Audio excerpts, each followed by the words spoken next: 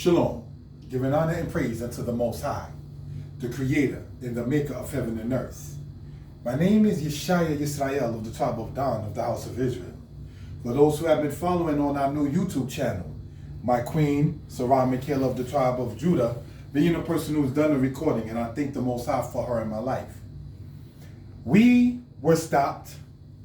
We were politely asked to not record in the museum, which we respectfully obliged. The person who did it was very professional, very mannerable, very upfront, and very direct, but not insulting or offensive or disrespectful. As we was walking out, we were told things such as, welcome to Egypt, welcome to Egypt. Mind you, we were not asked to leave. We chose to leave because we wanted to come back and get some water and something to eat, on a human level. Now, for those who've been following, say on the Facebook, for those who've been following the this channel, which is a new channel, thank you for subscribing. If you haven't done so, please do so. We are going to dedicate this in the name of history, brothers and sisters, to get the name of Israel back out into the world from a historical perspective. Israelites have been, and it's understandably so, comfortable with using mainly and or solely the scriptures as a viable source. Nonetheless, if the book of Deuteronomy 9, if the book of Deuteronomy 11 is speaking about the truth of this being known throughout the world, then we should be able to look throughout the world to be able to see this truth that's being spoken of. One thing we know, Deuteronomy 28 verse 64, which no Egyptian record, no disrespect, can compare to, it speaks about the people being scattered from one end of the earth to the other. Throughout the length and breadth of this earth, you can find people that lay claim to being of the house of Israel.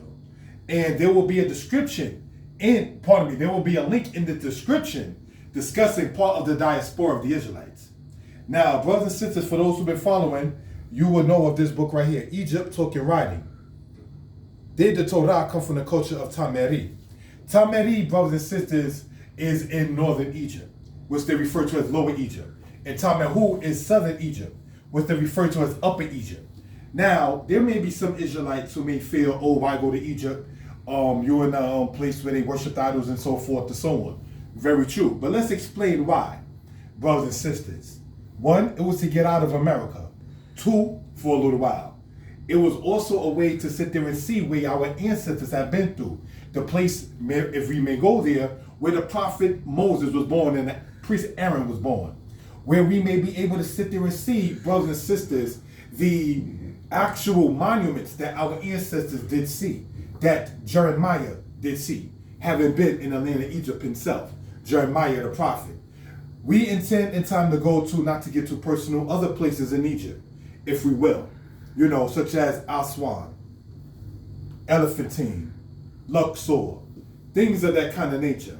We saw the Merneptah still, or the Merneptah stele, and no disrespect intended, it is they who either have a misunderstanding, a hatred for, or just out and out bias for, to sit there and state that the Israel or the Merneptah stele is not saying Israel. We want to point out for evidence purposes, if we will, what this is talking about, brothers and sisters. All right? This right here is Israel. Y-S-R-I-A-R.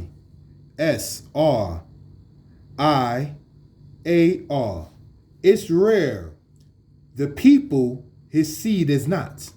That is what this is talking about. This is not talking about Jezreel, brothers and sisters. Because even if you look at Jezreel, it was in northern Canaan.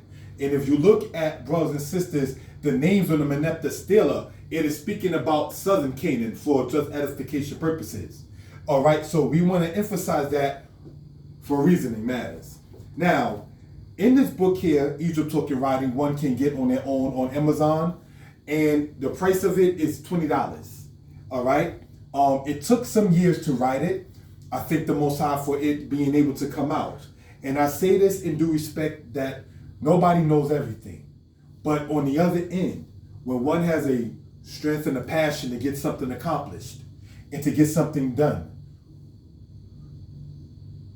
when you teach that there was no people called Israel and you in the said conscious community, it was up for us as Israelites to get our stuff together scholastically, to go be a community college, 4-year college, to go to the museums to sit there and show what we're talking about, to show the evidence of the tribe of Judah in the Elephantine matter from the Elephantine papyri, to show the matter of the tribe of Judah in the Zenan papyrus, to show the matter of the tribe of Judah in the Hellenos papyrus. Brothers and sisters, you may want to look this up for a reason that matters.